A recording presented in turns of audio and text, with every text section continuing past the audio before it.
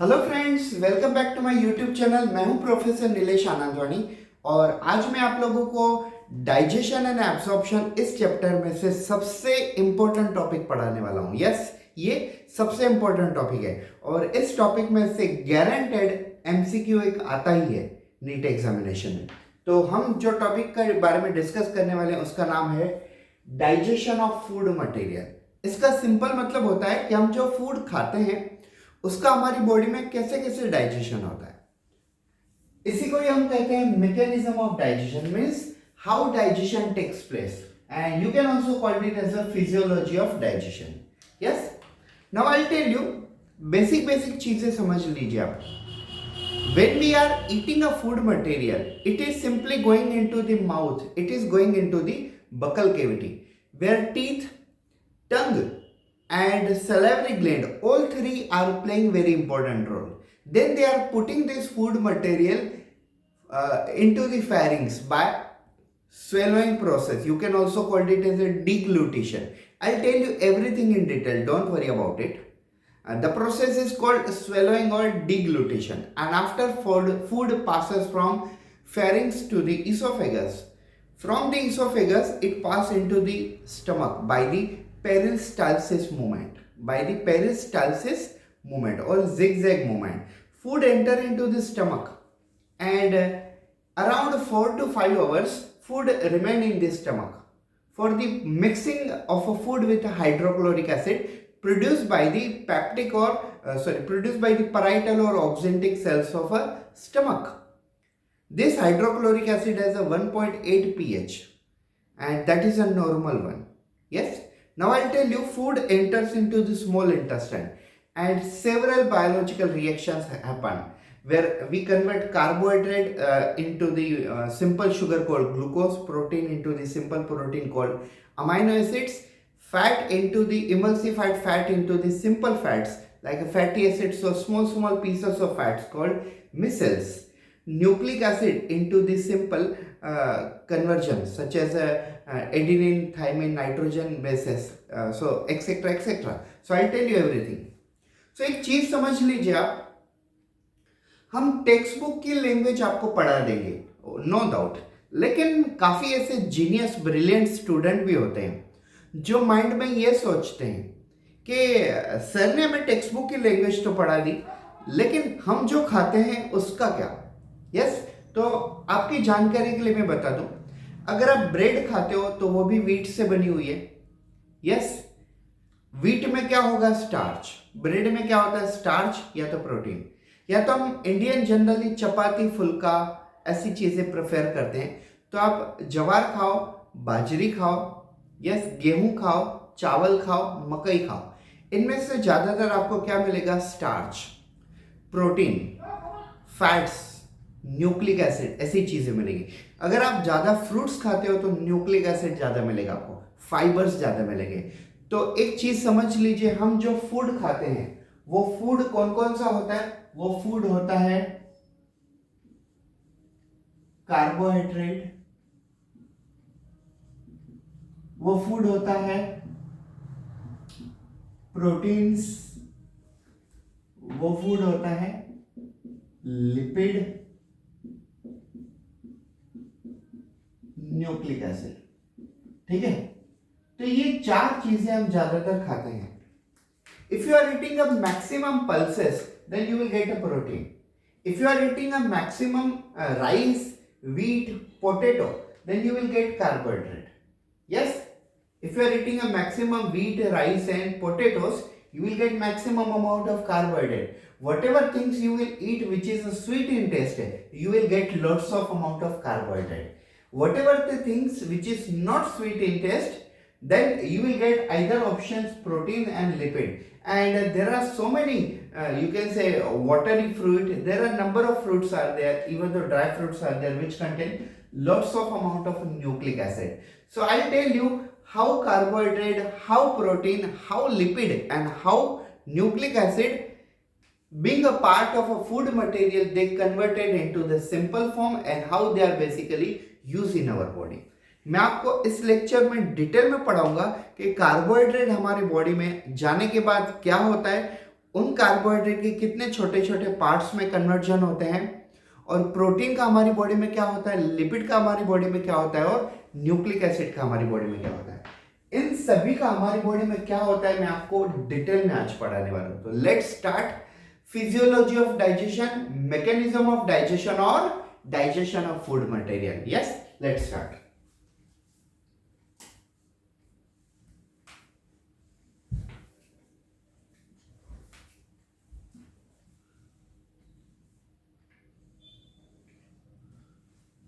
So, physiology of a digestion takes place in 3 main organ.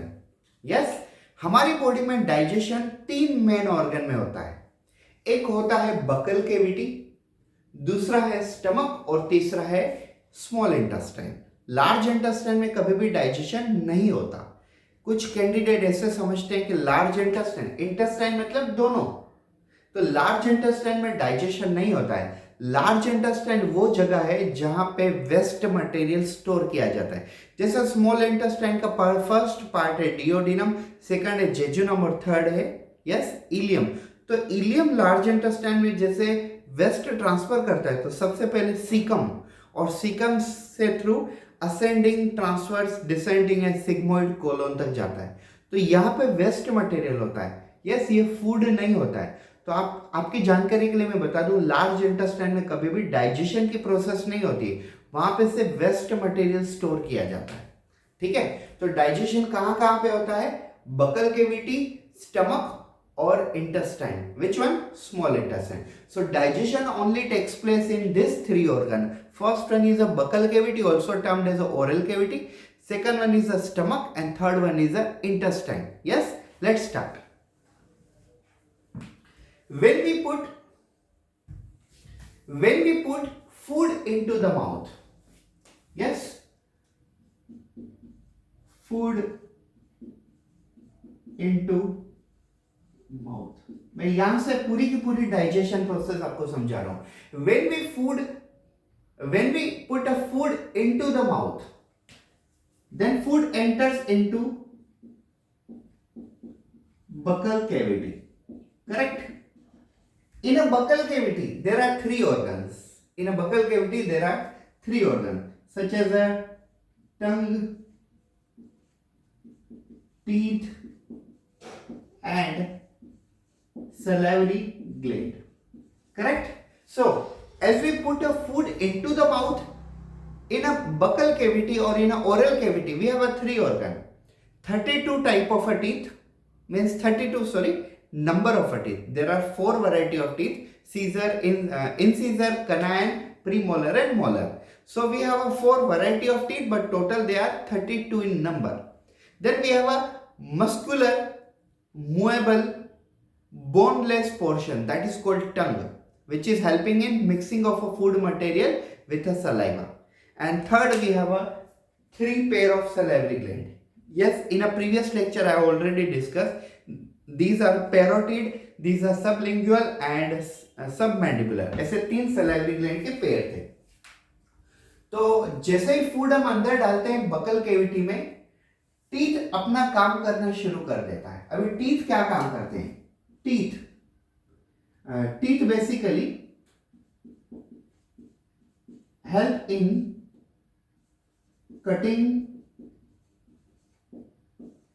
Grinding and masticating food. Teeth का काम क्या होता है?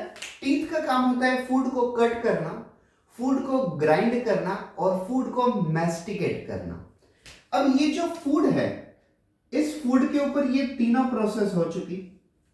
अब सलाइवरी ग्लैंड क्या प्रोड्यूस करेगी? सलाइवरी ग्लैंड 2 चीजें प्रोड्यूस करेगी। एक प्रोड्यूस करेगी म्यूकस और दूसरा सलाइवरी अमाइलेस। ठीक है, now what happen? Salivary gland produces 2 substance. As I told you, salivary gland produces 2 things. First one is a mucus and second one is a salivary amylase. I'll tell you what happens with both these substance. Basically, mucus and salivary amylase mixes with a mixes with a food material by the help of tongue. तो ये जो food material है उसे cutting, grinding और mastication ये तो teeth ने कर लिया, लेकिन म्यूकस और सलाइवरी अमाइलेज ये कौन प्रोड्यूस करता है? ये कौन प्रोड्यूस करता है? Salivary gland. और टंग क्या करती है? म्यूकस और सलाइवरी अमाइलेज को फूड मटेरियल के साथ प्रॉपर मिक्स करती है, so that food will turn into slippery and lubricating. Correct? समझ रहे हो आप? देखो होता क्या है, जैसे फूड ओरल कैविटी में जाता है, टीथ कटिंग, ग्राइंडिंग, मैस्टिकेशन करती है। सलाइवरी ग्लैंड, तीनों सलाइवरी ग्लैंड के पेयर ये सलाइवा और म्यूकस सिक्रेट करते हैं। म्यूकस मतलब क्या होता है? म्यूकस एक स्लिपरी सब्सटेंस होता है जो फूड को इजीली यहां से पास करेगा। अगर आप कोई बिस्किट खा लो तो बिस्किट यहां से पास नहीं होगा। यस, कोई भी ड्राई चीज यहां से इजीली पास नहीं होगी। लेकिन आप अगर फुल्का, चपाती भी खा लेते हो, यस, तो भी ये ड्राई चीज यहां से पास नहीं होगी। उससे हमें स्लिपरी, उसे हमें लुब्रिकेटिंग में कन्वर्ट करना होगा। और ये कैसे पॉसिबल है? ये जब म्यूकस और सलाइवरी अमाइलेज मिक्स होंगे फूड से तभी पॉसिबल है। और इनको मिक्स कौन करेगा? मिक्स करेगा टंग। मैं टंग के ऑलरेडी प्रीवियस लेक्चर में रोल बता चुका हूं, लेकिन यहां पे मेन क्या है? Mixing of a food with a mucus and saliva, that is done by the tongue. So tongue has a important role to mix food with the mucus and salivary gland. Now remember, now food turn into bolus, yes, which undergo deglutition. ये चीजें समझ लीजिए आप, NCERT में जो चीजें दी हुई है ये नीट में पूछने जैसी है। अब आप देखिए, food material is properly mixed with a mucus and saliva. Now it turn into the ball of food. ये क्या ना, फूड का एक ना बॉल जैसा बन गया है। जैसे आपको टेक्निकली मैं बताता हूं, यस, मैंने खाने का एक निवाला अंदर लिया, उसे मैंने टीथ से कट किया, ग्राइंड किया, मैस्टिकेट किया। सलाइवरी ग्लैंड ने सलाइवा और म्यूकस प्रोड्यूस किया हुआ है। सलाइवा के अंदर सलाइवरी अमाइलेज है और म्यूकस। टंग को इस फूड के साथ सलाइवा और म्यूकस मिक्स कर रही है, और मिक्स होने के बाद जो ये एक गोल, एक सर्कुलर फॉर्म में जो फूड बन जाता है उसे हम कहते हैं बोलस। और ये बोलस क्या होगा? हम उसे फेरिंग्स की तरफ पीछे धकेल देंगे। हम क्या करेंगे? स्वेलो करेंगे। और इस स्वेलोइंग प्रोसेस को बायोलॉजिकली और मेडिकल फील्ड में स्वेलोइंग प्रोसेस को हम क्या कहते हैं? डिग्लूटेशन। तो आई होप सो आपको फिजियोलॉजी ऑफ अ माउथ यहां तक क्लियरली समझ में आ गया होगा। और एक चीज, यहां पे एक रिएक्शन होती है, कौन सी reaction? Starch get converted into maltose. Starch get converted into maltose with the help of which enzyme? With the help of salivary amylase enzyme. मैं यहाँ पे डायरेक्टली अमाइलेज क्यों नहीं लिख रहा हूँ, सलाइवरी अमाइलेज क्यों लिख रहा हूँ? क्योंकि दूसरी भी एक अमाइलेज होती है जिसे हम कहते हैं पेंक्रियाटिक अमाइलेज, जो इंटेस्टाइन में यूज होगी। यस, कौन प्रोड्यूस करेगा उसे? पेंक्रिया प्रोड्यूस करेगी।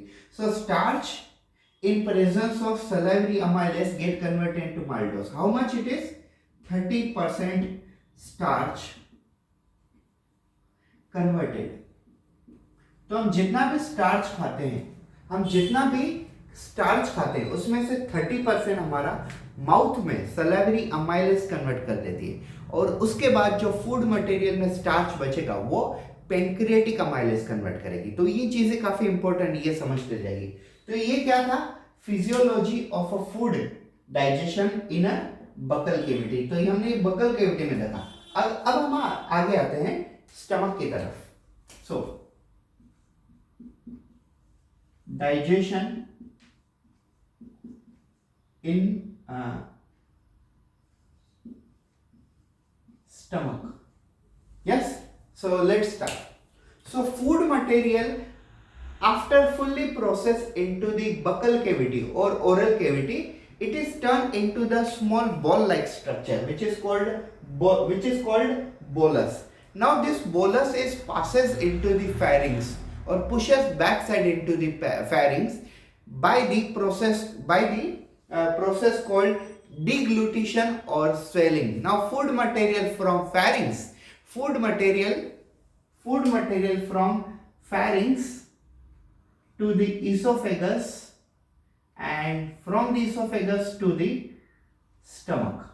अब फूड मटेरियल फेरिंक्स से लेके इसोफेगस और इसोफेगस से लेके स्टमक तक आ गया. By which process? Bye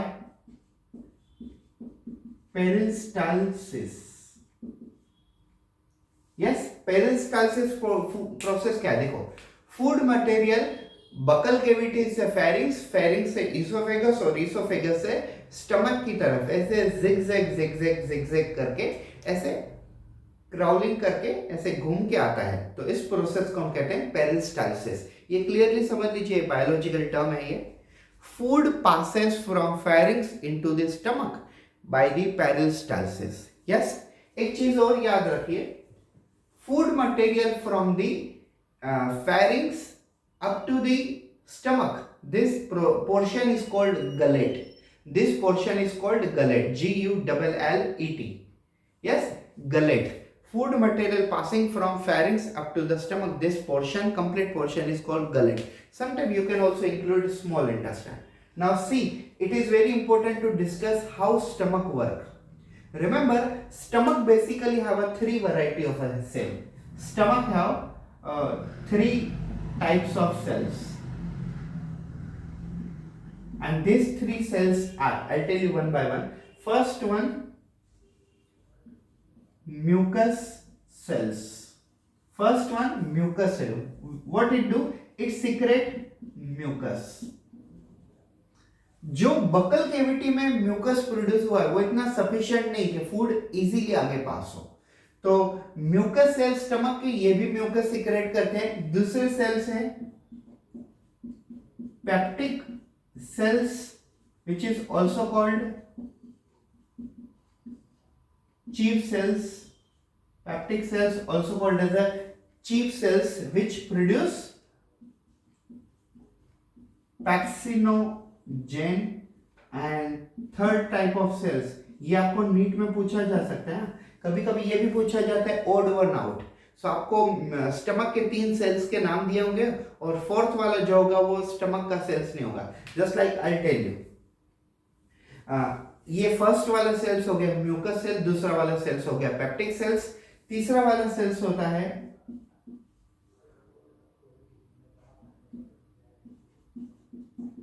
parietal cells और oxyntic cells. What it do? It produces hydrochloric acid at 1.8 pH. Yes. तो ये देखिए, कभी कभी आपको odd one ऐसे भी पूछा जाता है. odd one, तो odd one में आपको ऑप्शन होगा mucus cells, parietal cells, और you can say peptic cell, and fourth one goblet cells. So goblet cells are the cells of a small intestine. Yes, they are not the cells of a stomach. So stomach have a 3 type of a cell. अब मैं यहाँ पे stomach के बारे में नहीं बताऊंगा क्योंकि स्टमक के बारे में हम पिछले लेक्चर में एलिमेंट्री कैनल में पूरा डिस्कस कर चुके हैं. यहाँ पे हम स्टमक के सेल्स और उनकी वर्किंग देखने वाले हैं. So stomach produces 3 variety of a cell. First one is a mucus cell which produces, actually it's not only called mucus cell, it's called mucus neck cells. इनको पूरा म्यूकस नेक सेल कहा जाता है. So first cell is mucus neck cell which produces mucus.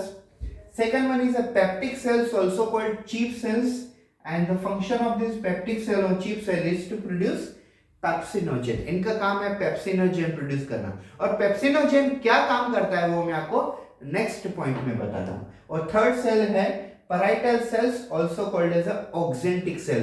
Parietal cell का दूसरा नाम है oxyntic cell. Yes, parietal cell is also known as oxyntic cell which is whose function is to produce hydrochloric acid at 1.8 pH.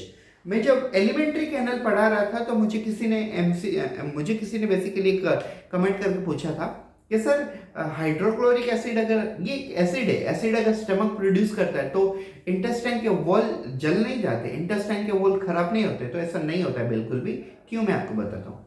When our stomach produces hydrochloric acid, this hydrochloric acid pH is at a 1.8, and plus when this acid passes from stomach wall or intestinal wall, that time mucus secreted by mouth, mucus secreted by you can say stomach, mucus secreted by intestine, they cover the wall, so wall becomes a slippery and coated, so acid doesn't harm, तो acid का harm नहीं होता है। तो ये 3 प्रकार के sales हैं। अब मैं आपको डिटेल में बता रहा हूं कि ये बेसिकली होता क्या है। हाँ, एक और चीज मैं आपको बताना चाहता हूं, parietal cells or oxyntic cell produces hydrochloric acid, yes, and plus they also produces intrinsic factor which help in absorption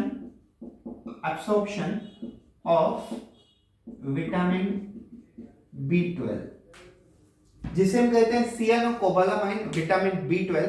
तो हम जो फूड खाते हैं, फूड में अगर विटामिन B12 है तो विटामिन B12 को एब्सॉर्ब करना, ये किसका काम है?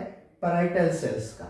यस, क्यों? क्योंकि parietal cells intrinsic factor produce करते हैं जो विटामिन B12 को अंदर की तरफ इंटेस्टिनल वॉल की तरफ एब्सॉर्ब कर लेते हैं। फिर से एक बार समझ लीजिए, stomach is a J-shaped organ which is located below the esophagus and protected by the esophageal sphincter. Now I'll tell you, you can also call it as a gastroesophageal sphincter. Gastro means stomach, esophageal means esophagus. So gastroesophageal sphincter. Stomach has a three type of a cell. First one, mucus cell, which produce mucus. Second one is peptic cells, also called chief cells, which produces pepsinogen, and third one is parietal cells, also called oxyntic cell, which produces hydrochloric acid. Also intrinsic factor for the absorption of vitamin B12. Remember, food material remain in the stomach for around 4 to 5 hours. Stomach में food कितनी देर तक रहता है? 4 से 5 घंटे तक। Stomach में food material 4 से 5 घंटे तक फूड मटेरियल रहता है। अब हम चलते हैं digestion in intestine. Digestion in small intestine. मैं फिर से एक बार बता देता हूं, डाइजेशन कभी भी लार्ज इंटेस्टाइन में नहीं होता, डाइजेशन सिर्फ और सिर्फ स्मॉल इंटेस्टाइन में ही होता है। बेसिकली लार्ज इंटेस्टाइन में कुछ प्रोसेस होती है, जैसे absorption of water before defecation, food material waste material body के बाहर फेंकने से पहले उसमें से पानी एब्सॉर्ब कर लिया जाता है, maximum around 80 to 90%, so that food becomes a waterless and water will be remain inside the body only. Yes, तो वो प्रोसेस होती है, लेकिन that is not a part of a digestion, that's a different task. Clear everyone? So now I'll tell you, food material passes from stomach into the small intestine. अभी हमें पता है कि ये स्टमक है और स्टमक में से सबसे पहला पार्ट कौन सा है? स्मॉल इंटेस्टाइन का। So this part we know that it's a duodenum. It's a duodenum. So duodenum is the first part of a stomach. Duodenum is the first part of stomach, which is a C shape, and food material from stomach enters into the duodenum, which is the beginning of small intestine. Now food material from duodenum into the jejunum, which is the second part of a small intestine. अब बाकी की जो process है वो सभी की सभी jejunum में होती है। मैं आपको कुछ इंपॉर्टेंट चीजें बता देता हूं। See, wall of intestine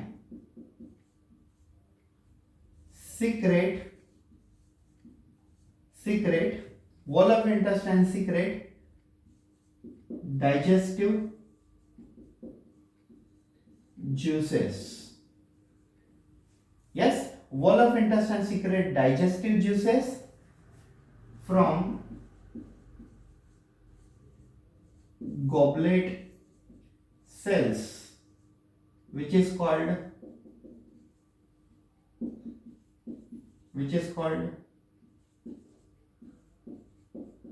succus entericus. Yes, you know what is meant by succus entericus? तो एक चीज याद रख लिए, गोबलेट सेल्स ये इंटेस्टाइन के सेल्स होते हैं। गोबलेट सेल्स और इंटेस्टाइन का पर्सनल इंटेस्टाइन के जो वॉल हैं वो भी डाइजेस्टिव जूस प्रोड्यूस करते हैं, और गोबलेट सेल्स के सीक्रेशन ये भी डाइजेस्टिव मटेरियल प्रोड्यूस करते हैं। तो इन दोनों को मिला के हम क्या कहते हैं? इन दोनों को मिला के हम कहते हैं सकस एंटेरिकस। सकस एंटेरिकस को इंटेस्टिनल जूस भी कहा जाता है। सकस entericus also called intestinal juice और इंटेस्टिनल जूसेस। एक बार फिर से सुन लीजिए, intestinal wall produces digestive juices, plus goblet cells of an intestine also produces digestive juices. So digestive juices of an intestinal wall plus digestive material or digestive juices from goblet cells, together it is called intestinal juices, or also known as a succus entericus. अब इस intestinal juices के अंदर क्या होता है? Remember, intestinal juices have all enzymes for digestion of carbohydrate, protein, lipid and nucleic acid. तो हमने starting कहां से किया हुआ था? तो ये देखिए, हमने स्टार्टिंग किया हुआ था यहां से, that our food material contain carbohydrate, protein, lipid and nucleic acid. When we put a food material into the mouth, buccal cavity, mouth और buccal cavity, teeth basically help in the cutting, grinding and masticating food. Salivary gland produces mucus and salivary amylase or saliva, and this material is mixed with the tongue, so food becomes a slippery and lubricating. It becomes a ball like structure. It is called bolus, and which is swallowed into the pharynx by the process called deglutition. It passes from the buccal cavity to the stomach by peristalsis movement, and in stomach there are three type of cell: mucus cell secrete mucus, peptic cells or chief cell which produces pepsinogen, and parietal cells or oxyntic cells produces hydrochloric acid at 1.8 pH level. Yes, and it also produces intrinsic factor for the absorption of a vitamin B12, cyanocobalamin. Then food material then passes from stomach into the duodenum, which is the first part of small intestine, then into the jejunum and ileum. Remember, digestion in stomach, wall of intestine secrete digestive juices, as well as from the goblet cells, which is the cells of intestine, which also secrete digestive juices. Together it is called intestinal juices, also called succus entericus. It have all the enzymes which is responsible for digestion of carbohydrate, protein, lipid and nucleic acid. वो कौन कौन से enzyme में कैसे digestion होती है हम सब डिटेल में देखते ही हैं. ठीक है, एक चीज और याद रख लीजिए आप, बेसिकली होता क्या है, जब फूड मटेरियल हमारी पूरी सिस्टम में घूमते रहता है तब हमारे हर ऑर्गन में प्रोसेस होती रहती. जैसे यहाँ पे हमने एक रिएक्शन देखी, ठीक है, यहाँ पे हमने एक रिएक्शन देखी और एक रिएक्शन यहाँ पे भी होती है, और बाकी सभी रिएक्शंस हैं वो सब रिएक्शन यहाँ पे होती है इंटेस्टाइन में. तो ये रिएक्शंस का कौन कौन सी रिएक्शन कहाँ पे होती है मैं आपको पूरा डिटेल में समझाता हूँ.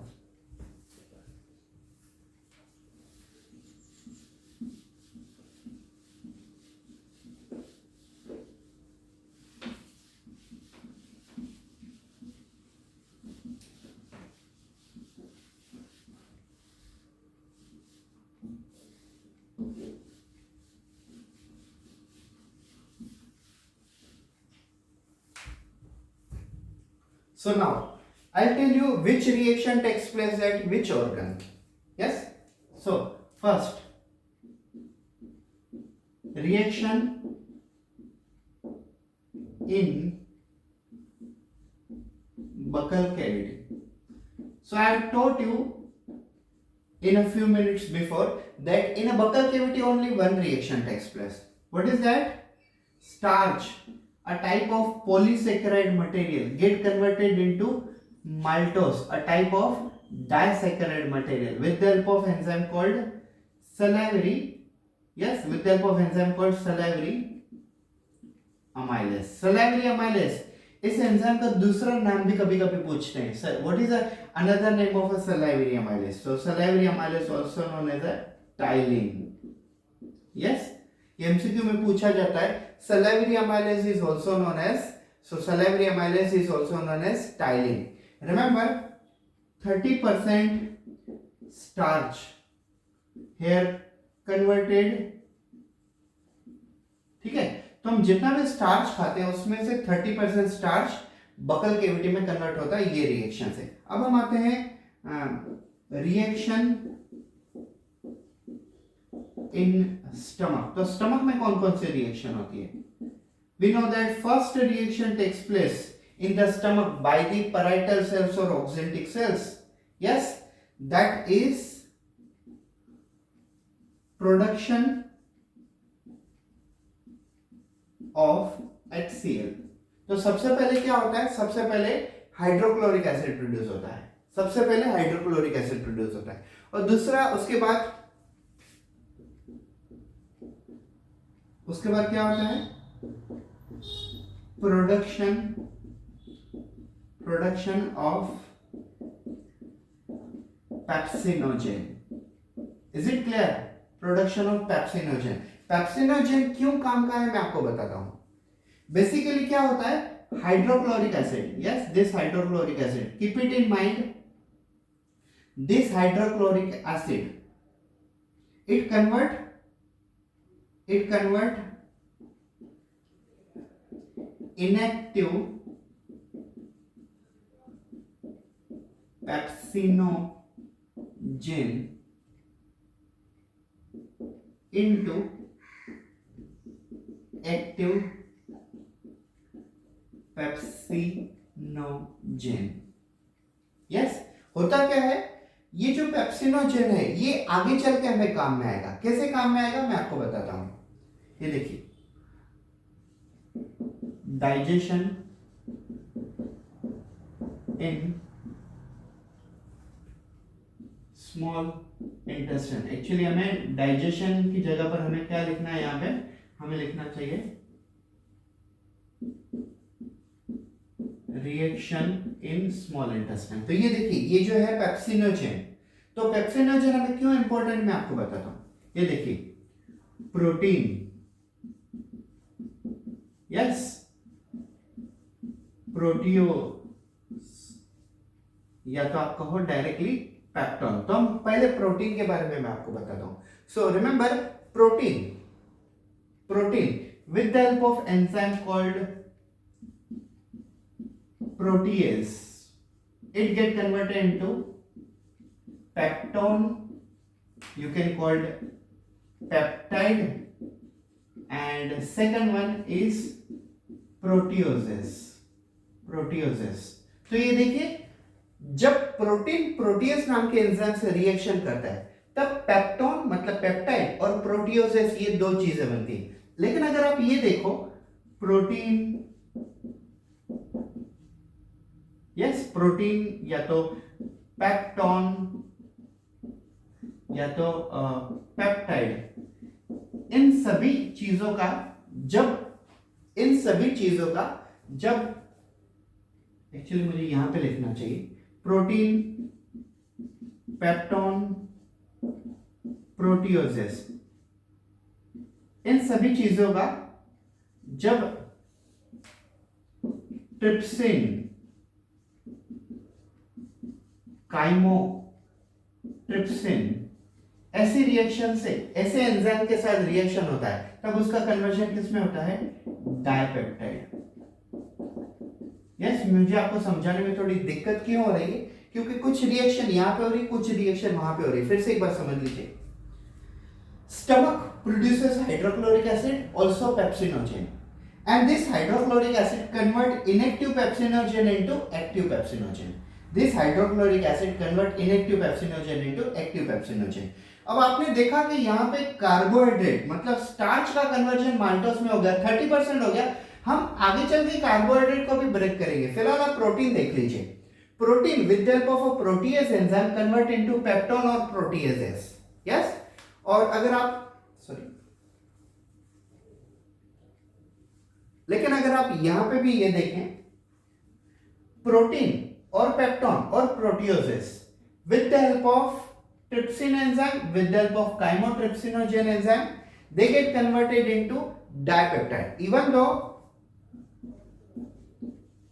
carboxy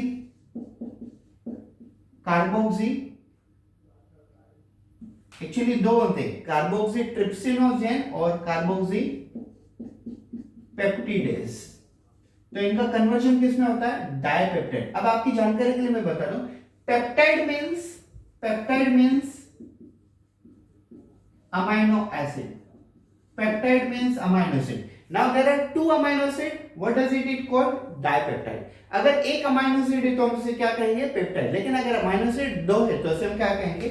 dipeptide. Di means two peptide. अब ये डाइपेप्टाइड, ये देखिए डाइपेप्टाइड एंजाइम क्या होगी? अब एंजाइम होगी डाइपेप्टिडेज और इसका कन्वर्जन किस में हो जाएगा? Amino acid. किस में हो गया? Amino acid. तो ये देखिए, जब हम प्रोटीन खाते हैं हमारी बॉडी में, जब हम प्रोटीन खाते हैं तो प्रोटीन का कन्वर्जन कैसे होता है? अमाइनो एसिड में. तो ये देखिए, सबसे पहले protein react with a protease enzyme turn into the peptone और यू कैन से पेप्टाइड और proteoses. Then if you take directly protein, peptone और proteoses react with a enzyme trypsin, chymotrypsin और carboxy peptidase, then you will get dipeptide. और जब डाइपेप्टिडेज नाम की enzyme के साथ रिएक्शन करता है तो उसका कन्वर्जन किस में होता है? पेप्टाइड. उसका कन्वर्जन किस में होता है? डायरेक्टली अमाइनो एसिड में होता है. तो हम जब प्रोटीन खाते हैं तब हमारी बॉडी में ऐसी चीजें में ऐसे डाइजेशन होता है. अब मैं आपको बताता हूं, अगर हम लिपिड खाते हैं तो उसका हमारी बॉडी में क्या इफेक्ट होता है? Lipid. Yes, so lipid bind with a lipase enzyme. Lipid bind with a lipase enzyme and converted into fatty acid. Small piece of fatty acid is called micelles. Yes, आपको दिख रहा है यहां पे? कैमरे में दिखाई दे रहा है यहां तक? Okay. Remember when we are eating a fat, हम जब नॉन वेज फूड मटेरियल खाते हैं या तो ऑयल खाते हैं, कोई भी ऐसी फैटी चीजें खाते हैं तो क्या होता है? फैट मतलब लिपिड और fat in presence of enzyme lipase gate converted into fatty acid. एक चीज याद रखिए, कार्बोहाइड्रेट प्रोटीन को डाइजेशन करने के बाद, कॉम्प्लेक्स मटेरियल का सिंपल में कन्वर्ट होने के बाद, like a starch get converted into glucose can easily absorb, protein gate converted into amino acid which is easily absorb. But remember when lipid gate converted into fatty acid can not be directly absorb. Fatty acid को हम directly absorb नहीं कर सकते हैं, तो हमें क्या करना पड़ता है? फैटी एसिड के छोटे छोटे टुकड़े करने पड़ते हैं और उन पीसेस को हम क्या कहते हैं? मिसेल्स. याद रखिए ये चीजें. जब हम स्टार्च खाते हैं तो उसका कन्वर्जन ग्लूकोज में होता है और ग्लूकोज को एब्सॉर्ब करना इजी है. जब हम प्रोटीन खाते हैं तो उसका कन्वर्जन अमाइनो एसिड में होता है और अमाइनो एसिड को एब्सॉर्ब करना भी इजी है. लेकिन जब हम लिपिड खाते हैं, फैट खाते हैं, तो उसका कन्वर्जन फैटी एसिड में होता है और फैटी एसिड को एब्सॉर्ब करना इजी नहीं होता है. तो फैटी एसिड को एब्सॉर्ब करने के लिए हम फैटी एसिड का फॉर्म, उसका टाइप चेंज कर देते हैं और उसे कैसे कन्वर्ट कर देते हैं? उसे कन्वर्ट कर देते हैं हम मिसेल्स में. तो हमने ये भी देख लिया कि how protein and how lipid are absorb. अब हम ये देखते हैं कि पूरा का पूरा स्टार्च कैसे कन्वर्ट होता है. तो ये देखिए,